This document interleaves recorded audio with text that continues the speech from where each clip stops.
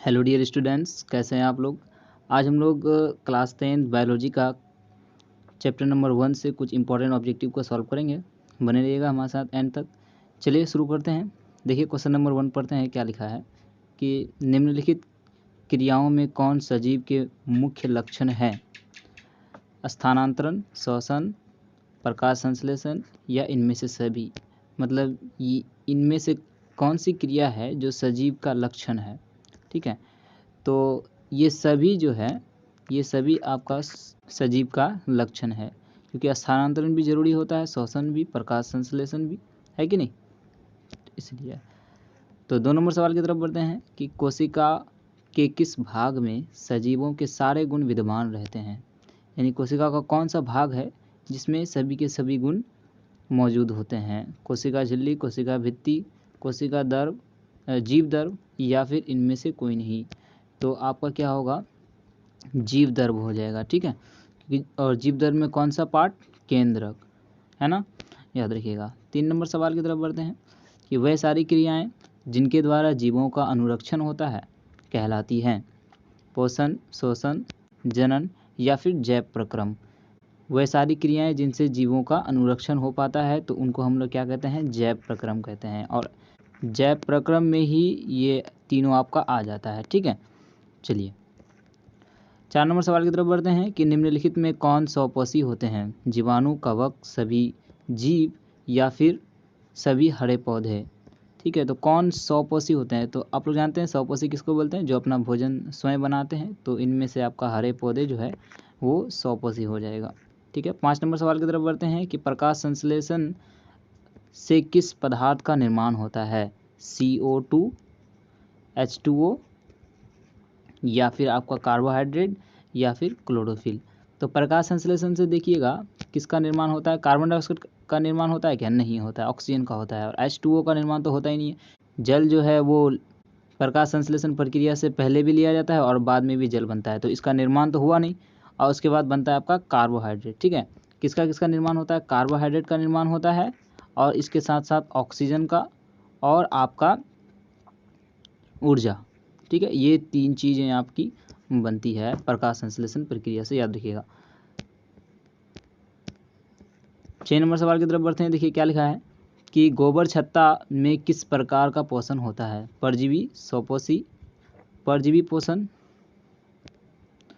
परजीवी पोषण, स्वपोषी पोषण, मृतजीवी पोषण या फिर इनमें से कोई नहीं। तो क्या होगा, गोबर छत्ता में जो है मृतजीवी पोषण होता है। ठीक है, 7 नंबर सवाल की तरफ बढ़ते हैं कि पौधों में सूर्य प्रकाश को अवशोषित करने की क्षमता किसे होती है? किसमें होती है होगा। ठीक है, किसमें होती है प्रकाश यानी सूर्य के प्रकाश की जो ऊर्जा है उसको अवशोषित करने की क्षमता इनमें से किसमें होती है? यहाँ किसमें हो जाएगा। ठीक है, तो क्लोरोफिल वर्णकों में, रंध्रों में, सभी कोशिकाओं में या परिवहन ऊतकों में। तो आपका हम लोग जानते हैं कि क्लोरोफिल जो है सूरज की प्रकाश की जो किरणें हैं उनकी ऊर्जा को अवशोषित करता है और उसको रासायनिक ऊर्जा में परिवर्तित कर देता है। ठीक है, 8 नंबर सवाल की तरफ बढ़ते हैं। प्रकाश संश्लेषण प्रक्रम में गैसों का आदान प्रदान किन अंगों द्वारा होती है होगा। ठीक है, तो जड़ द्वारा, तना द्वारा, पत्तियों में अवस्थित रंध्रों द्वारा या फिर इनमें से कोई नहीं। तो CO2 और कार्बन डाइऑक्साइड यानी कार्बन डाइऑक्साइड और ऑक्सीजन का जो आदान प्रदान होता है वो किसके द्वारा होता है? रंध्रों के द्वारा होता है ना, पत्तियों में अवस्थित रंध्रों के द्वारा होता है, याद रखिएगा। 9 नंबर सवाल की तरफ बढ़ते हैं कि मनुष्य के दांत की सबसे ऊपरी परत क्या है? डेंटाइन, इनामेल, मज्जा गुहा या फिर अस्थि। तो इनमें से क्या होगा, आप लोग को पता है इनामेल। और इनामेल के बारे में आप लोगों ने पढ़ा होगा कि ये हड्डी से भी ज़्यादा मजबूत होता है। 10 नंबर सवाल की तरफ बढ़ते हैं कि लार इनमें से किस ग्रंथि का स्राव है? लार जो है मुंह से निकलती है, तो मुंह से आपका 3 ग्रंथियों में से आपका लार निकलती है। ठीक है, तो 3 ग्रंथियाँ हैं आपका सब मैंडिबुलर, सब लिंगुअल और पैरोटिड। तो यहाँ आपका पैरोटिड नाम दिया है सिर्फ, तो आपका ऑप्शन नंबर ए सही हो जाएगा। 11 नंबर सवाल की तरफ बढ़ते हैं कि इनसे क्या जठर रस में मौजूद नहीं होता है? हाइड्रोक्लोरिक अम्ल, म्यूकस, पेप्सिन या फिर पित्त। तो इनमें से क्या जो है जठर ग्रंथि में नहीं होती है, तो पित्त नहीं होती है, ठीक है। पित्ताशय में होती है, जो कि यकृत से निकलती है। 12 नंबर सवाल कि इनमें कौन मनुष्य के छोटी आंत का भाग नहीं है? डियोडिनम, कोलन, जेजुनम और या फिर इलियम। याद रखिएगा कि ये जो डियोडिनम और जेजुनम और इलियम, ये जो है छोटी आंत का पार्ट है। जो कोलन है ये पार्ट नहीं है, ये आपका बड़ी आंत का पार्ट है, ठीक है। तो ऑप्शन नंबर ख हो जाएगा सही। 13 नंबर कि इनमें कौन अवशेषी अंग है? ऊपरगामी, सॉरी आजान हो रही। 13 नंबर सवाल पढ़ते हैं। देखिए क्या लिखा है कि इनमें कौन अवशेषी अंग है? अवशेषी अंग मतलब कौन सा अंग है जिनका यूज नहीं होता है हमारे शरीर के द्वारा? ऊपरगामी कोलन, अधोगामी कोलन, अपेंडिक्स या फिर अनुप्रस्थ कोलन। तो इनमें से कौन सा अंग है जिनका हमारे शरीर द्वारा इस्तेमाल नहीं होता है? वो है अपेंडिक्स, ठीक है। ये पहले यूज़ हुआ करता था जब जो मनुष्य है वो घास भूसे खाया करते थे, ठीक है। 14 नंबर सवाल की तरफ बढ़ते हैं। मनुष्य में पाचन की क्रिया प्रारंभ होती है मुख गुहा से, ग्रासनली से, अमाशय से या फिर यकृत से? तो मनुष्य में पाचन की क्रिया हमें पता है कि मुख गुहा से ही प्रारंभ हो जाती है, यानी शुरू हो जाती है। तो आपका मुख गुहा यानी ऑप्शन नंबर ए सही हो जाएगा। 15 नंबर सवाल की तरफ बढ़ते हैं कि इनमें कौन अमाशय ग्रंथि या जठर ग्रंथि का भाग नहीं है? म्यूकस कोशिकाएं, जाइमोजिन कोशिकाएं, मूल पित्तवाहिनी या फिर अम्लजन कोशिकाएं? तो आपका कौन सा भाग है जो जठर ग्रंथि का पार्ट नहीं है? तो आपका मूल पित्त वाहिनी हो जाएगा, ठीक है। जहाँ से पित्त आपका यकृत से जो पित्त है वो पित्ताशय में जमा होती है, उसको हम लोग मूल पित्त वाहिनी कहते हैं, है कि नहीं? तो वो आपका जठर ग्रंथि का पार्ट नहीं है। 16 नंबर कि इनमें से किस संरचना के कारण मुख गुहा से भोजन श्वास नली में नहीं जा पाता है? यानी ऐसी कौन सी संरचना है जिसके कारण जब हम लोग खाना खाते हैं तो वो जो भोजन है वो आपका श्वास नली में नहीं पहुंच पाता है? तो कंठ द्वार के कारण, एपिग्लोटिस के कारण, ग्रसनी के कारण या फिर ग्रास नली के कारण? तो हमारा जो आंसर होगा वो आपका होगा एपिग्लोटिस के कारण। एपिग्लोटिस एक ऐसा ढक्कन है, जब हम लोग खाना खाते हैं तो वो कंठ द्वार को बंद कर देता है, ठीक है, याद रखिएगा। 17 नंबर सवाल देखिए क्या बोल रहा है कि छोटी आंत में भोजन का पाचन पूर्ण होने के बाद वह क्या कहलाता है? काइम, सक्कम, एंटेरिकस, मल या चाइल? तो छोटी आंत में जब भोजन का पूर्ण रूप से पाचन हो जाता है तब उसको हम लोग क्या कहते हैं? चाइल कहते हैं, ठीक है। 18 नंबर सवाल कि निम्नांकित किस संरचना की मदद से अमीबा अपना भोजन ग्रहण करता है? कूटपाद, न्यूक्लियस, भोजन राजधानी या कोशिका मुख?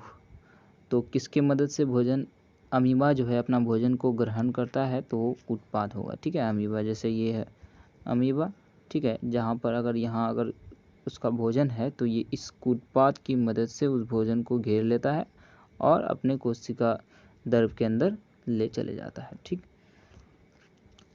19 नंबर सवाल के निम्नांकित में कौन अमीबा में पोषण की प्रक्रियाओं में एक नहीं है? अंतर्ग्रहण, पाचन, बहिष्करण या अपघटन? तो इनमें कौन होगा आपका?